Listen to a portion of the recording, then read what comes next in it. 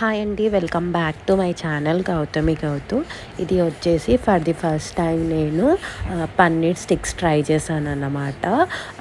ఇది వచ్చేసి నేను ఎప్పుడు పన్నీర్ తెచ్చినప్పుడల్లా కర్రీ అలా ట్రై చేశాను, కానీ ఇది మాత్రం ఫస్ట్ టైం చేశాను. పిల్లలు, మా పాప కొంచెం పన్నీర్ కర్రీ చేస్తే అందులో పన్నీర్ తినదనమాట. సో ఇలా ట్రై చేస్తే ఏమన్నా తింటుందేమో అని చెప్పేసి ఇలా ట్రై చేశాను. సో మా పాపకైతే బాగా నచ్చాయి. మీరు కూడా ఒకసారి ట్రై చేయండి. ఇలా పిల్లలు ఉంటే బాగా ఎంజాయ్ చేస్తారు. అలాగే నేను ఈ వీడియో కింద శివరాత్రిది వ్లాగ్ పెడతాను, ఫుల్ ఫన్గా ఉందన్నమాట. అది కూడా ఒకసారి చూడండి.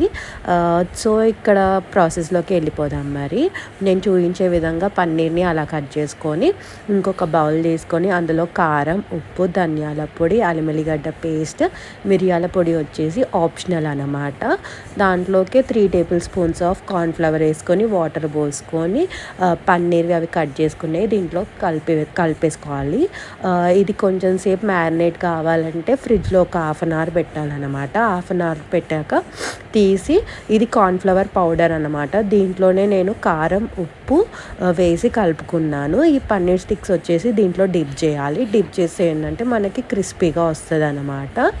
సో ఇంకా ఇది చేశాక దీన్ని తీసుకెళ్ళి మనం ఆయిల్లో వేసేసుకోవాలి. ఈ స్టిక్స్ని హై ఫ్లేమ్లోనే పెట్టుకోవాలన్నమాట మనము. ఆయిల్ది హీట్ వచ్చేసి, సో ఇది కొంచెం గోల్డెన్ కలర్ రాగానే మనము తీసి ప్లేట్లో పెట్టుకోవాలన్నమాట. టేస్ట్ వచ్చేసి చాలా యమ్మీగా వచ్చిందనమాట. ఎవరికైనా ఈ వీడియో కనుక నచ్చినట్టయితే ప్లీజ్ లైక్ చేయండి. అలాగే నా ఛానల్ని కూడా సబ్స్క్రైబ్ చేసుకోండి. అలాగే నేను లాంగ్ వీడియో పెట్టాను శివరాత్రిది, అది కూడా చూడండి. ఫుల్ ఫన్గా ఉందన్నమాట. మా మమ్మీ వాళ్ళ ఇంటికాడ చేసుకున్నాను ఇది.